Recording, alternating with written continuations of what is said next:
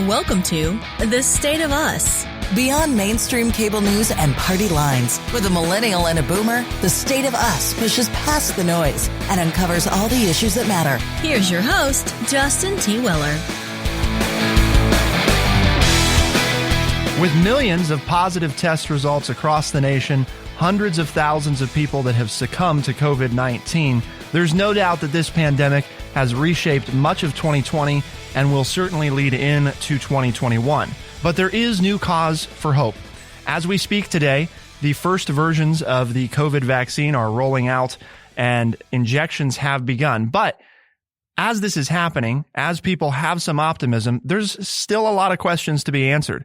Among them, and I think perhaps the most important, is what people are asking themselves: should I get the COVID vaccine? Should you at home get the COVID vaccine? Well, while we can't necessarily give you a definitive answer on that, everybody has to answer it for themselves. We are hoping today to answer the questions that will make it easier for you to come to a decision. Amongst those, what are vaccines? How do they work? How is the COVID vaccine different from others? Is it safe? Can you take it and be confident in the results? We've got a lot to talk about, but of course we couldn't begin this conversation on the COVID vaccine without TrueChat senior historian and an educator of more than 30 years. Here is your friendly redneck liberal, Lance Jackson. You know, when we were talking about this in the production stages, I started to remember at my age, I am a child of vaccines. I remember lining up in the school cafeteria and having doctors and nurses just herding us through getting vaccines when I was in grade school and elementary school. So this is something that I've seen a big change as far as the way people approach this topic, and it concerns me. So I'm looking forward to today's episode. I think hopefully today our goal, Lance, right, is that there's a lot of people that come down. If we just, and we know this from a Pew Research study that was done, if we ask people, are you planning to get the vaccine? You've got about 30 to 40% of Americans that at the moment, Lance, are saying either probably not or definitely not, right? And we know that for vaccines to generally be effective for the whole population, we need to get to at least 70%. So I think this is an opportunity, regardless of where you come down on that question. Maybe some of you listening are, I'm for sure getting it, or I'm definitely not getting it. Or you're somewhere in between, which is where I think a lot of people are, is they're unsure, right? They're leaning one way or the other. They maybe have a plan to go one way or the other, but they're still looking for info. And I think we're hoping, Lance, right, to be able to share with people what they're maybe not getting from the sensationalized media out there and give them the straight talk of here's what we do know, here's what we don't know, and here's how you can still proceed even given all of that. As always, our goal is to have this honest, open conversation about this topic. And again, you're exactly right. We're going to present what we know now and what we have been reading, that, you know, there are reasons to be optimistic, but there are reasons to be cautious, not so much about the vaccine, but the idea too that in our everyday lives, as you mentioned to me earlier, that we make these kinds of decisions, whether we realize it or not, all the time on a day-to-day basis on what's best for us, and, you know, the risk reward issue that we face with every decision that we make. So we're just going to try to apply that same idea to this issue and take all the hyperbole out and just give you something to think about and contemplate and discuss with your family and friends. I think it's important to note, Lance, not just because our lawyer would say that it's a good thing to do, but also that people should remember anytime you're listening to the media, right? And we are part of the media as much as we despise the mainstream media, that we are not professionals in the field of medicine. And so you should, if you have a question about what we're talking about today or something that we don't cover, and I was talking to somebody about this the other day, Lance, I'm going to say it a few times throughout the show, ask your frickin' doctor, please. And I think another important note here for all of us to keep in mind, our listeners in particular, we're talking about the Pfizer vaccine today, the Pfizer COVID vaccine, because at the time that we are putting this episode together, that's the one that's been approved for emergency use. That's the one we're talking about. The other thing is today's episode, we are not going to get to cover all of the questions. We are covering many of the questions that I think ranked at the very top of the list for myself, Lance, Bradley, and Devin. Those are the ones that we're trying to address first and foremost. You can expect more episodes in the coming week as we can continue to get and collect more information and feel confident in passing that along. I just want to make sure everybody's keeping that in mind as we go forward. This is not one of those times to be shying away from the advice of the medical people that you probably see on a regular basis. If you're questioning something, talk to them. But to kick it off and just to show people that, we're taking this pretty seriously, we've got the full team on hand today. And that includes, for the first time in quite a while, generally our editing producer, Bradley Butch, joining us in the studio today to talk about vaccines. So Bradley, what are vaccines? Let's start with that very basic.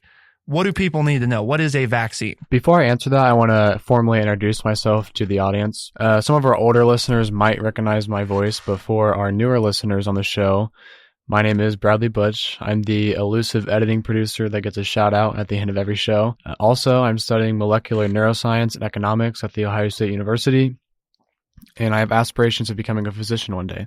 So this is a topic that I'm particularly interested and passionate about, so I'm really excited to get into it. As far as how vaccines work, so there's many types of vaccines, but they all have a common goal. And that goal is to help your body memorize the virus, so that way when you are exposed to the real virus, your body knows how to fight it off. And this is done through something called the immune system. So usually the way this is done is we give your body a killed off version of the virus so that your body can fight it off and memorize how to fight it off. So that way, when you are exposed to the real virus, you will not get infected. However, the vaccine that Pfizer has developed takes a different approach. Instead of using a killed off version of the virus, here we're using the genetic material or blueprint of the virus to start that immune response that we're looking for. Well, I remember, historically speaking, the most famous one that I can think of offhand is George Washington inoculating his army at Valley Forge from the smallpox disease that was ravaging both armies during the American Revolution. And Washington said, I can't keep losing men like this. And the whole concept of, well, vaccine, I mean, you're going to give somebody smallpox, they're going to die. And Washington said, they're dying anyway, so let's give them the vaccine. And it's that historical perspective from which I think we need to address all vaccines. It is important to understand, though, and this is where, Bradley, we want you to explain, we're a far cry from the early days of vaccination. And while some vaccines still rely on a similar principle, this COVID vaccine does not rely on that, maybe the principle, but in reality, for example, one of the things from the CDC that I thought was very helpful is they note that the vaccine does not give you COVID-19, right? So how is that possible and it still do any good? It's a great question, but before we understand how Pfizer's vaccine really works, I want to talk a little bit about COVID-19 itself. So the way COVID-19 infiltrates your cells is by these little proteins on the outside of the virus called spike proteins. Now, these spike proteins behave as the key that the virus needs to enter your cell, right? The vaccine is giving you the blueprint that your cell needs to create these spike proteins and therefore spark an immune response and create antibodies against these proteins. These antibodies will bind to the spike proteins or keys on the outside of the virus, blocking them from entering your cell. So just to be clear, though, before you continue, Bradley, if I understand what you're saying correctly, right, that generally speaking, what we've done is delivered to somebody just a dead version of the virus. I mean, essentially, I know it's a little more complicated than that. And now what we're doing is flipping that on its head and saying, how can we use the basic principle of biology to provide people with what they need to fight a virus? Rather than giving them a weakened or dead version of the virus, we're going to turn this over on its head and take a completely different approach. That's correct. We're giving your cell the information it needs to produce a very small part of the virus, and that will spark the immune response as opposed to giving your cell a killed off version of the virus. What we've heard a lot of, and I think the one that comes to mind, is the flu vaccine, right? The common flu vaccine that you might receive on an annual basis could be anywhere from 40 to like 60 or 70% effective. But we have other ones like the vaccine for the measles that are in the 90s already.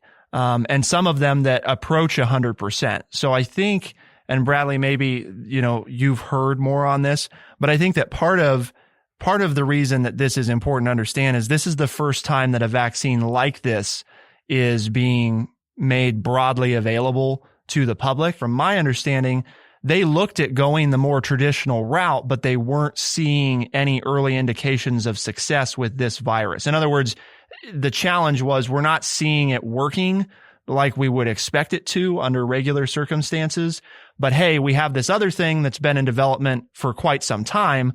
Maybe this will work, more effectively for this particular virus. And it is, I think, too, important to note that while, yes, it's revolutionary because it's being introduced for the first time for broad public use, it's also been in development for, many, many years. This new technique or technology, so to speak, isn't something that they just, pulled out of nowhere and just came up with.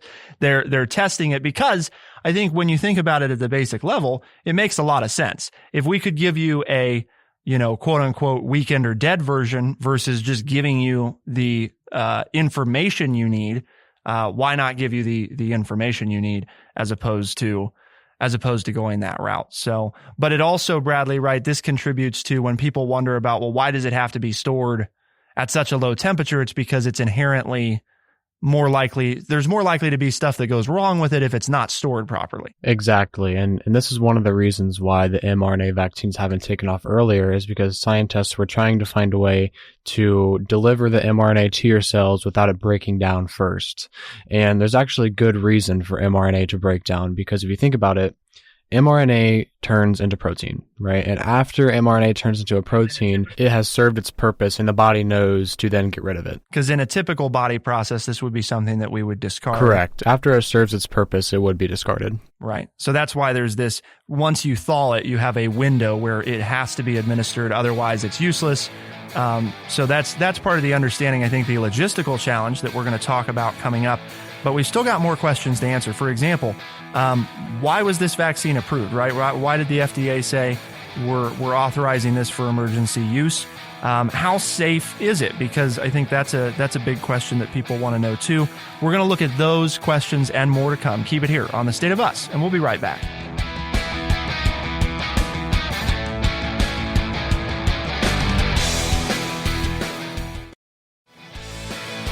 We are The State of Us. Here's your host, Justin T. Weller. Lance, we're referencing multiple sources today. We've got the New York Times, the Wall Street Journal, Bradley.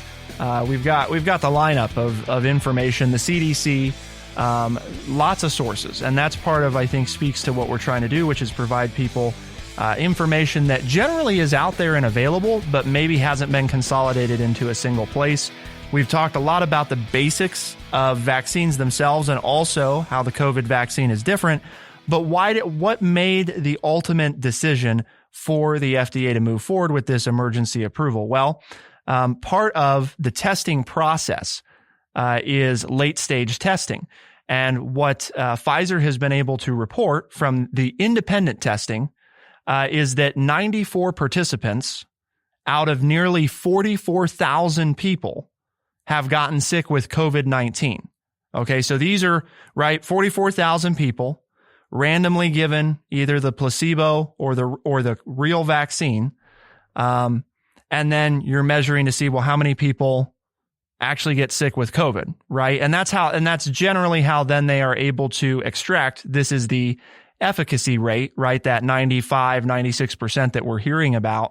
That's how they're able to establish that. And that's where the question comes into, it is a good result.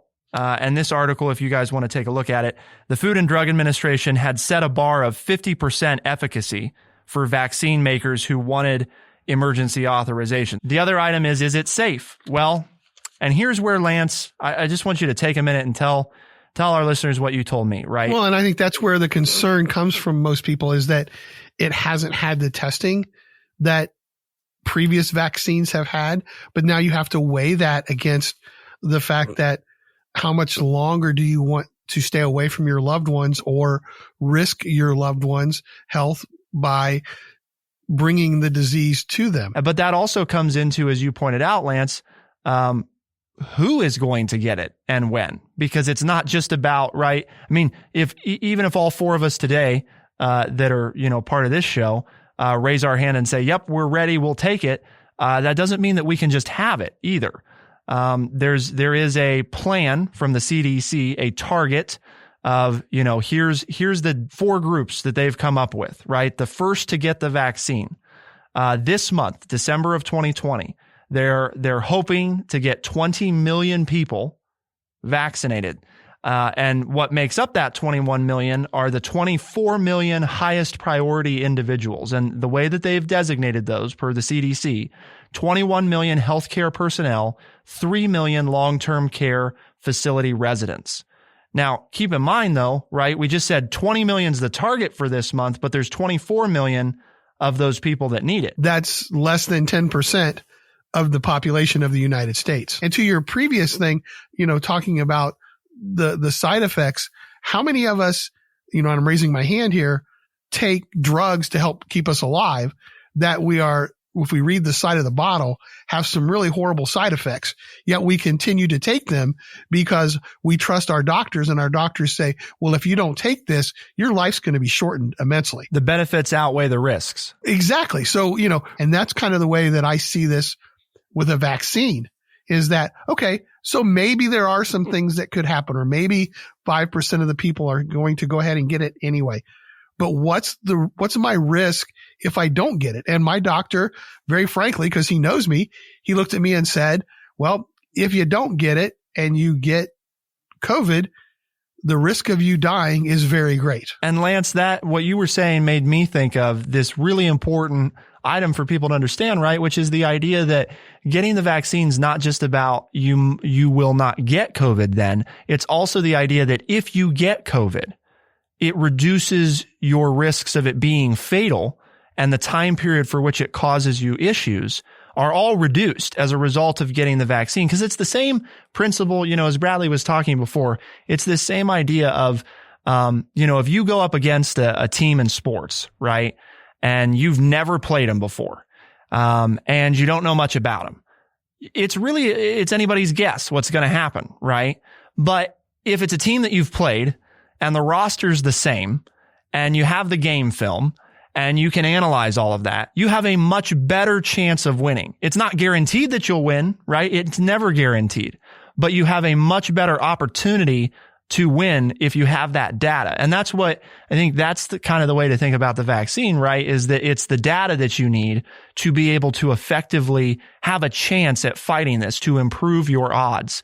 And for some people, especially young, healthy people, there's probably a very good chance that if you get the vaccine, you're never going to fall ill with COVID. But maybe for higher risk people or older people, maybe they get ill, but now it's a mild case of the flu is what it feels like, rather than a super severe case of the flu that might kill you. So I think that's part of that. To me, as you were talking, Lance, that's part of the thing that comes to mind. I wanted to finish on, because you brought up a good point, Lance. We talked about the first to get vaccinated, but the rest of this graphic that the Wall Street Journal put together, and by the way, this data is from the Department of Health and Human Services, so that's where it's coming from. These are their targets. January, they're hoping, so we talked about December, the goal is 20 million people. January, the goal is 30 million people, where you're finishing up the first in line, which would be those 21 million healthcare and those 3 million people in long-term care facilities. But then you're moving into the second highest priority group, of which is designated as about 87 million Americans who are essential workers, that are not healthcare. Okay. So these are non-healthcare people, but these are people that are keeping, for example, your grocery stores operating, right? The food that you need. And there's a lot of debate about who's classified as essential. And I think that that's going to be something that continues as we see, Lance, and you pointed this out before the show, right? We have 50 states and 50 departments of health that are ultimately going to make those calls. While the federal government's going to provide guidance, it is going to vary some state by state. And even with that point, you're right. So where you live, as you pointed out, where you live could determine when you get the vaccine. And just to quickly point out, I think as everybody has heard, that these early vaccines, you're going to need to get 2 doses. And it's really not until the second dose, a few days or weeks, and if Bradley can address that or not, to where you really have the immunity level built up. And so people have to be very careful and continue with the mask wearing and the social distancing and the hand washing while we're going about getting these vaccinations out. And then, as you said, different people are going, different states are going to get it to different people. And so it's still going to be a while, and we need to continue to fight this vaccine so we can keep the health level of the country open. And as well, bottom line is everybody's worried about the economy. Well, we know the healthier we are, the better the economic growth of the country will be. And that just means not that I'm worried about money. It's that more people can get back to work, which is the bottom line in all of this. We want to keep people alive, but we want to be able to get people back to work as well. And something to note, Lance, when we're looking at this graphic, and this is the information being put out by the government, right? The Department of Health and Human Services and the CDC. What we're learning here is that if everything goes as they're planning for it to go, so this is their plan, right? If everything goes according to plan, by the end of March, we will have hopefully vaccinated about 100 million Americans. That includes your first in line and your second in line, your healthcare workers. Which is about 30% of the population. You're right in front of me there, Lance. And that's exactly what I was getting at, is that's just about 30% of the population. So not even quite a third of the population. Is it still good news that there's a vaccine coming? Yes. But does it mean that this is going to be over by the end of January? No, it does not.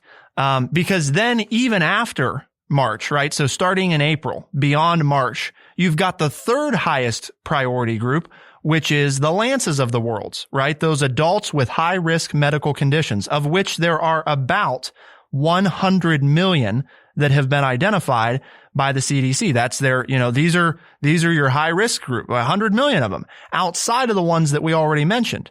And then you've got 53 million Americans who are 65 and over. So those groups, and those numbers are not, just to be clear with people, those are not separate numbers. Those numbers could be combined. So you could be over 65 and be counted in the 53 million. And you could also have a high risk medical condition and be counted in the 100 million. They're not mutually exclusive. But that, Lance, right there talks to you about, you've got roughly 200 million Americans, right, who maybe by midsummer, maybe you've achieved 2/3. So again, when we talk about that 70%, you're not there yet.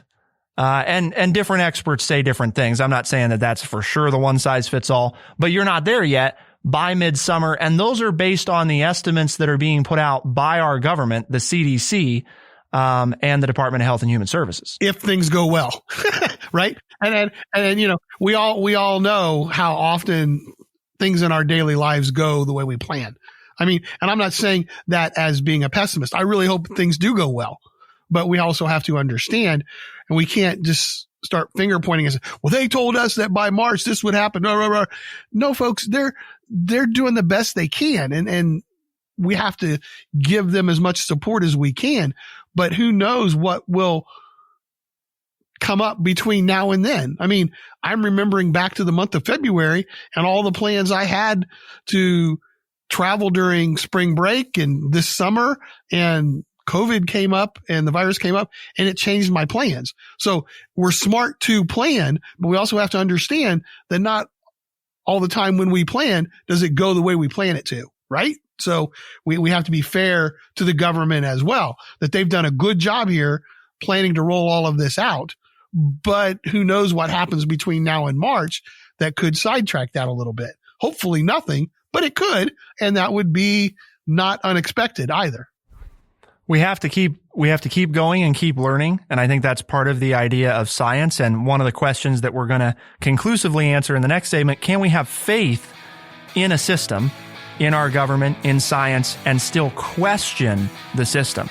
We're going to answer that question. We're also going to answer what the four of us on this show plan to do as things stand today and what that looks like. When might each of us actually realistically receive this vaccine, even if we say that, we're confident and want to go get it. To find out, keep it here on The State of Us, and we'll be right back.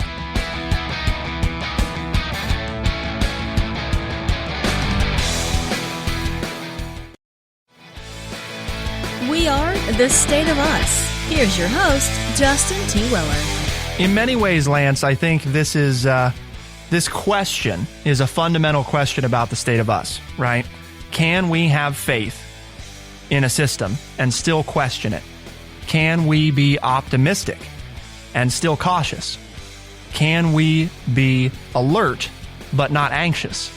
This idea of being able to exist in more than one state, to be able to question something while believing in it, I think is fundamental to what we're trying to do on the show, right? Most exactly. I mean, it's so true.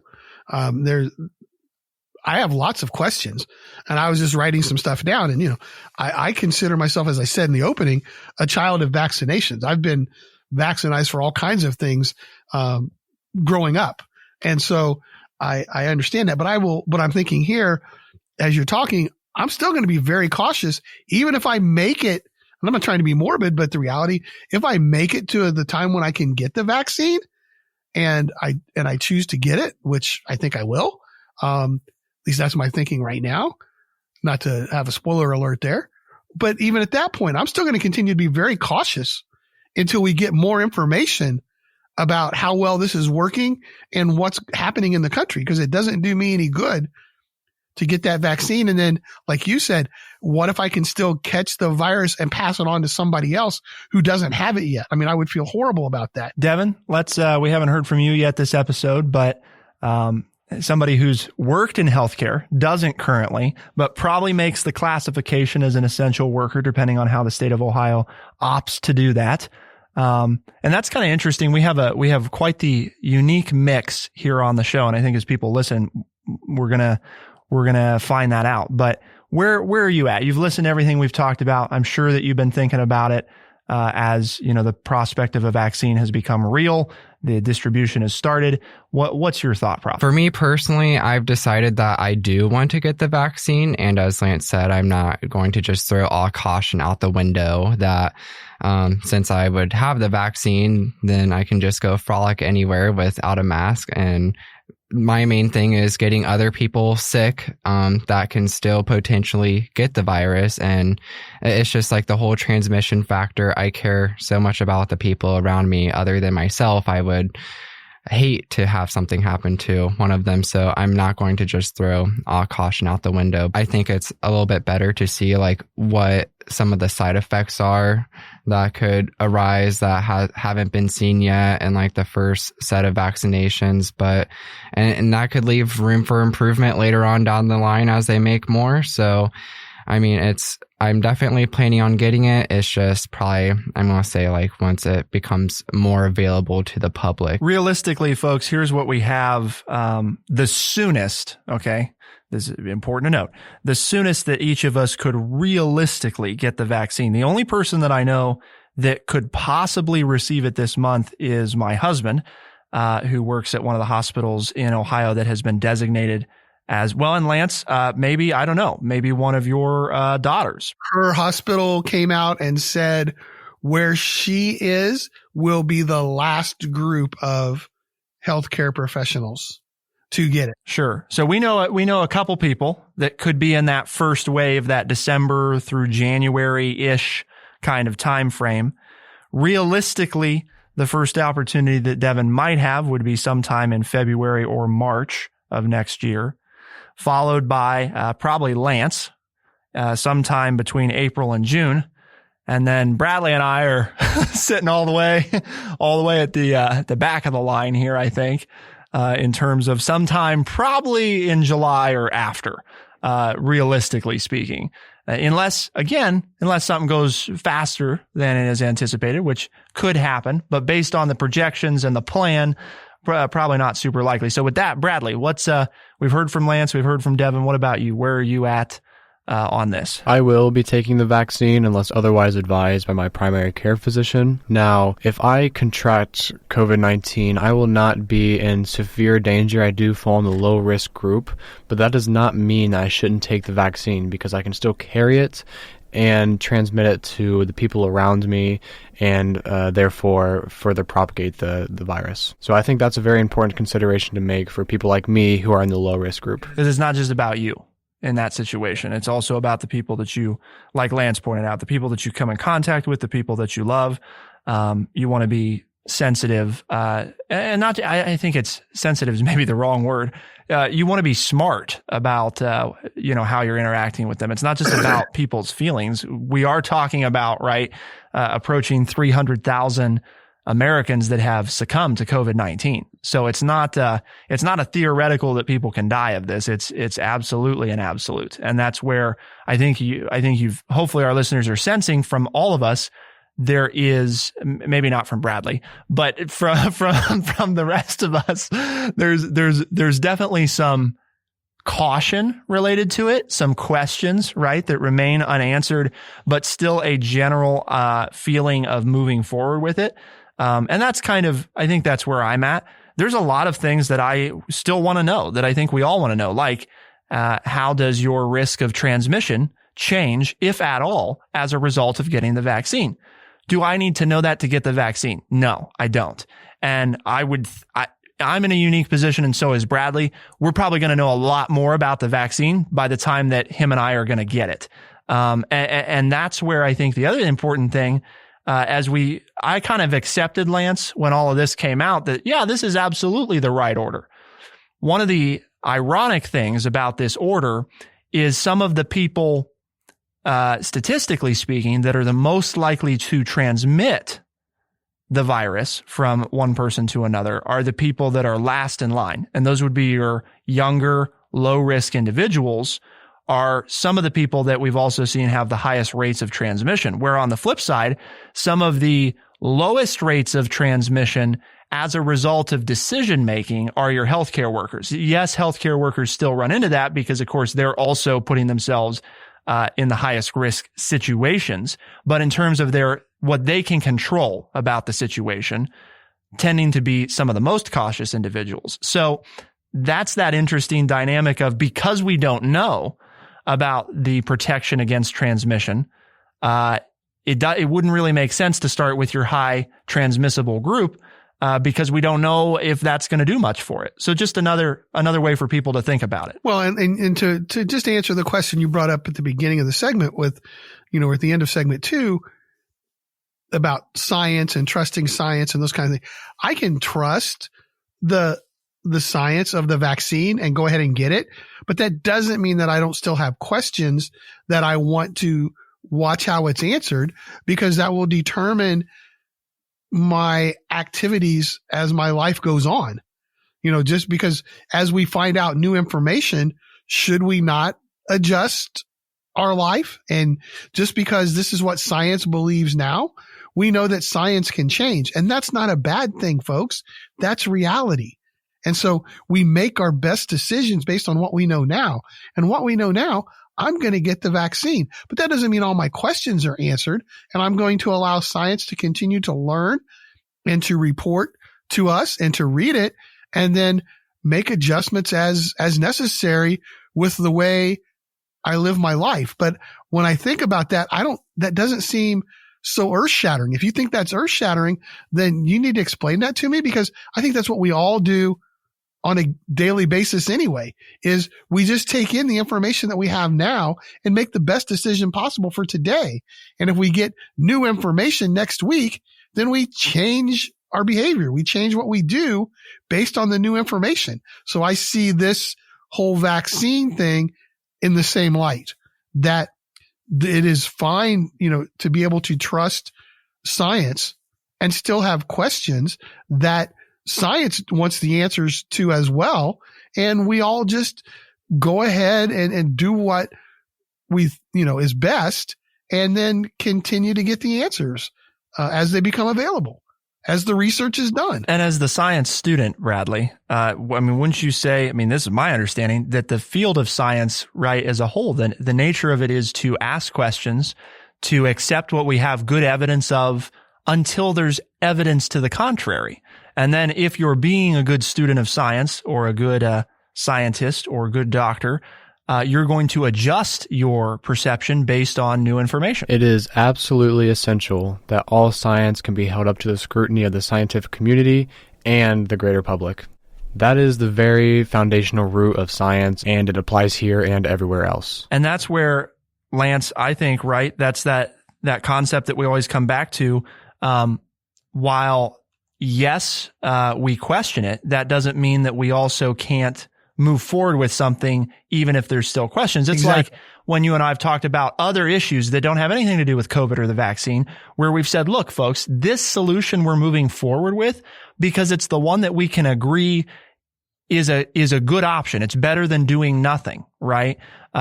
Doing nothing is a bad option, and we have an option here that's pretty good. So let's take the pretty good rather than hope that someday we'll find the perfect solution, which usually doesn't happen anyway.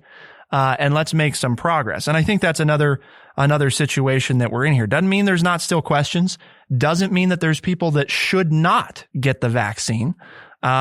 It's never always and never, never. Exactly right. That's been my mantra for years.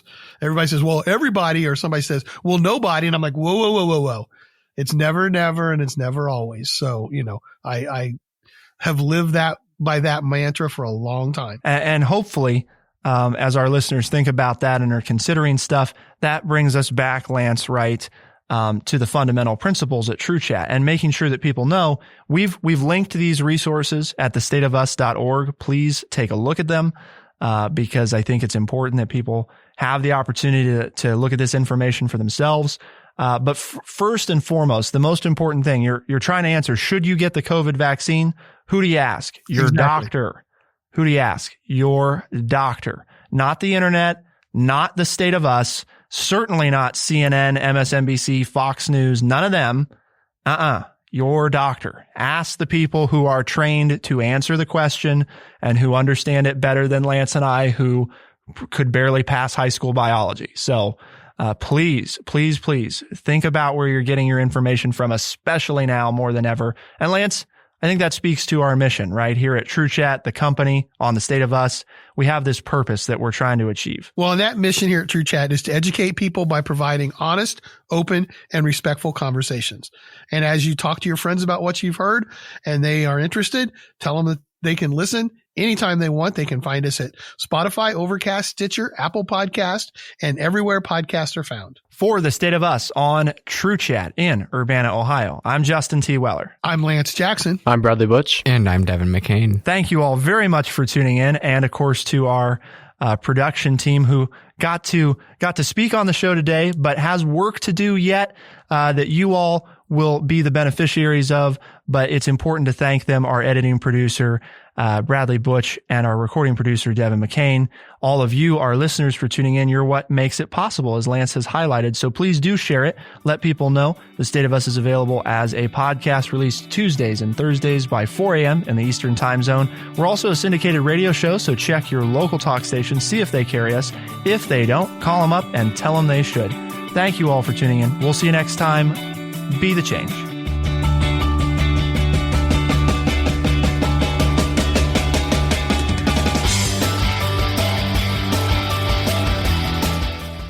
Be sure to check out our website, thestateofus.org, for books, articles, and all the ways to tune in.